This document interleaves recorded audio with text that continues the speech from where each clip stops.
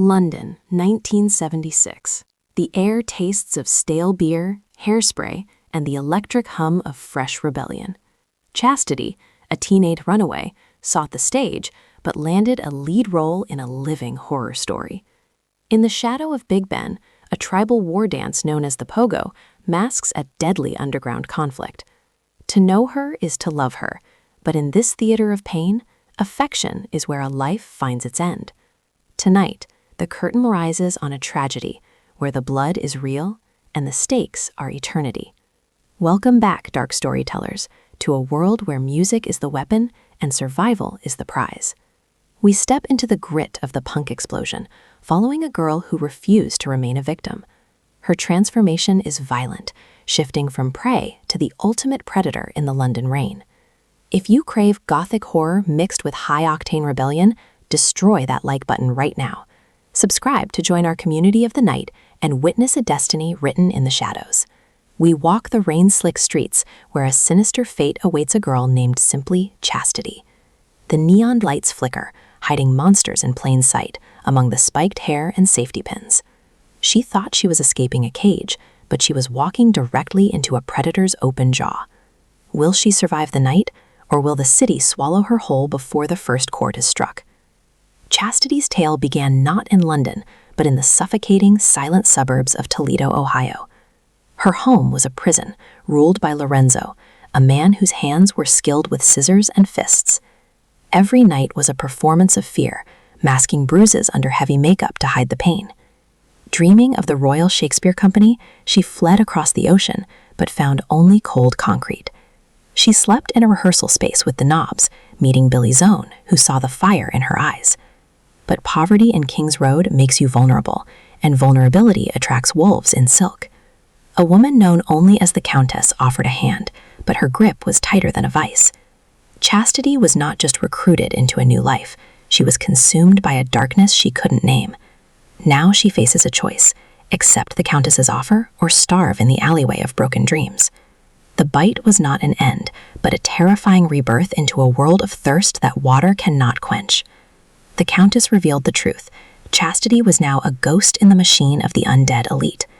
Undetectable to others, she possessed a gift that made her the perfect weapon for political removal. A deal was struck in silk and lies: eliminate the corrupt council to earn her acting dreams. Desperate for purpose, Chastity accepted the role, convincing herself she was a dark vigilante. She became a shadow, a hero protecting the innocent, or so she told herself in the mirror. In reality, she was merely a tool aimed at the Countess's rivals, removing obstacles one by one. Her humanity began to slip away with every mission, replaced by a cold, predatory focus. Is she a hero, or is she slowly becoming the very monster she swore to wipe from existence? The stage moved to Paris, where the Knobs played chaotic sets while Chastity prowled the rooftops. Her target was a French lord, a monster hiding in high society, guarded by ancient power.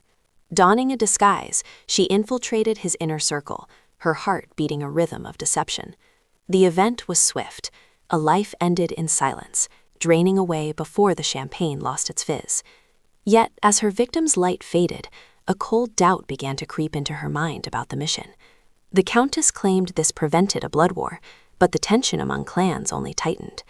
News reports screamed of a serial killer, and the vampire world trembled in paralyzing paranoia. Chastity was acting her heart out, but realized the director had a twisted ending in mind. She must decide: continue the script blindly or rewrite the scene before the curtain falls on her. The illusion of control shattered the night Billy Zone vanished from the chaotic backstage shadows. The band was on the verge of a massive deal, but their frontman was gone without a single trace. It was not random. The Countess had played her ace, holding Billy as leverage for one last hit. She demanded a final, suicidal mission, using Billy's life to force Chastity's absolute obedience. The rage fueling Chastity's punk persona ignited into a cold, lethal focus, unlike ever before. She realized she was not an employee or a student. She was a slave to a tyrant's dark ambition. The love she felt for Billy was the only tether keeping her fading human side alive tonight. If they hurt him, there would be no acting, no negotiation, and absolutely no mercy given out. The vampire assassin prepared for her greatest performance, not for the Countess, but against her. She checked her gear, the metallic taste of adrenaline flooding her senses in the quiet room. Every step towards the Countess's lair was heavy with the weight of impending doom and destiny. The city lights blurred as she moved, a predator seeking the source of the one who made her. Trust had been broken, and in the underworld, betrayal is a debt paid with existence itself. She utilized her invisibility, slipping past guards who looked right through her coming vengeance. The Countess sat on her throne, unaware that her own weapon had turned its lethal aim inward. Chastity's mind was clear: save Billy, destroy the leverage, and burn the contract to ash. The air grew sick with the sense of ozone and fear as she approached the final heavy door. Inside, Billy was bound, a pawn in a game he didn't understand, waiting for a savior to arrive. The time for masks was over. The true face of the predator was about to be revealed to them. Now, with the enemy in sight, she must choose: strike to end it all, or strike to liberate them. The confrontation erupted in the damp, fog-choked docks where the truth was finally laid bare.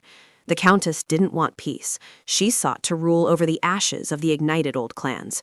She had used Chastity's innocence as fuel, but she underestimated the monster she created. Chastity vanished from senses, a blur of motion bypassing guards to secure the terrified Billy. She didn't end the Countess's life. That would be too simple for a drama of this magnitude. Instead, she dismantled the plans, leaving her maker humiliated and powerless in the mist. With Billy safe, they fled the scene, leaving the burning wreckage of the underworld behind. The Countess screamed in the void, her ambition crumbling like dry leaves in a winter storm. But as they escape, one question remains: can they outrun a shadow that stretches across Europe? Before the bright lights of New York embraced them, Chastity had one final ghost to exorcise. She returned to Toledo, not as a scared girl, but as a predator who bested ancient evils. Lorenzo stood there, still the petty tyrant, but his shouting meant nothing to her now. She didn't raise a hand. Her presence alone, cold and confident, stripped him of all power. She gave her mother the means to leave, breaking the cycle of abuse that defined her past.